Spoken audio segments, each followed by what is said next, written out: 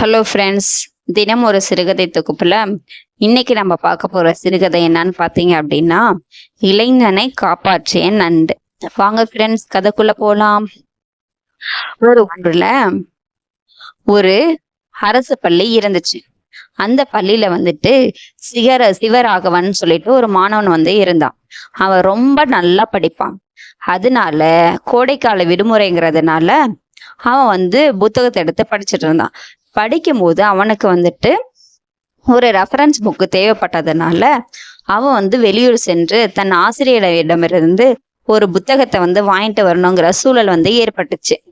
அதனால அந்த தம்பி என்ன பண்ணான் அப்படின்னா, தான் அம்மா கிட்ட போய், நான் இந்த மாதிரி வெளியூர்ல இருக்க தன் ஆசிரியரை சந்தித்து எனக்கு தேவையான ஒரு புத்தகம் வாங்கிட்டு வரணுமா அப்படின்னு சொல்றான்.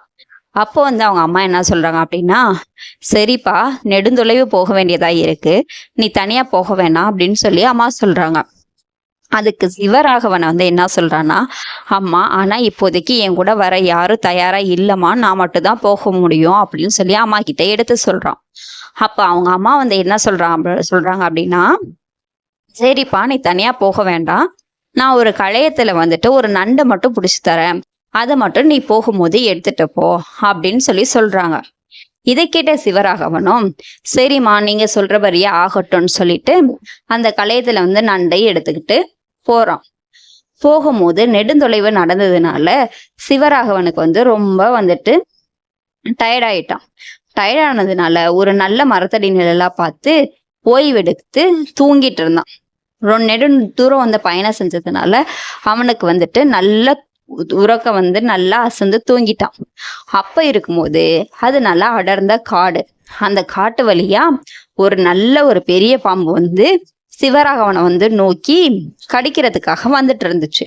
அந்த களையத்துல இருந்த நண்டு என்ன பண்ணுச்சு அப்படின்னா, மெதுவா களையத்துல இருந்து ஏறி கீழே குதிச்சுச்சு. குதிக்கும் போது நண்டு என்னதை கவனிச்சுச்சு அப்படின்னா, ஆஹா, இந்த பாம்பு எப்படியும் நம்மளோட எஜமான கடிச்சிருங்கிறதுனால அது முன்னாடி பாய்ந்து போய் தன்னுடைய அந்த கொடுக்கால இடுக்கி இடுக்கி எப்படியோ கஷ்டப்பட்டு அந்த பாம்பை அதை என்ன பண்ணிருச்சு அப்படின்னா சாவடிச்சிருச்சு. சிவராகவன் தூக்கத்துல இருந்து எழுந்து பார்க்கும்போது அவனே திடுக்கிட்டு போனான். என்னடா இது, நம்ம முன்னாடி இவ்வளவு பெரிய பாம்பு செத்து கிடக்கு, இதை சாவடிச்சது யாரா இருக்குன்னு சுற்றுமுற்றும் பார்த்தான். அப்படி பார்க்கும்போது அவனுக்கு ஒண்ணு புரிஞ்சிச்சு. கண்டிப்பா இந்த பாம்பை கொன்னது நம்ம எடுத்துட்டு இந்த நண்டா மட்டும்தான் இருக்க முடியும்.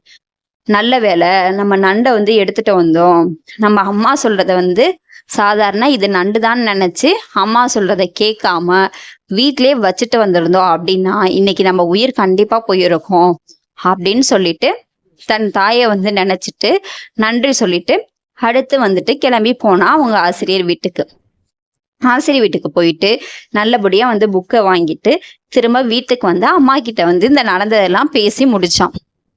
இதனால இந்த கதையில இருந்து நமக்கு என்ன தெரியுது அப்படின்னா, நம்மளுடைய தாய் தந்தை சொல்றது ஒரு சாதாரண விஷயமா தான் இருக்கும்.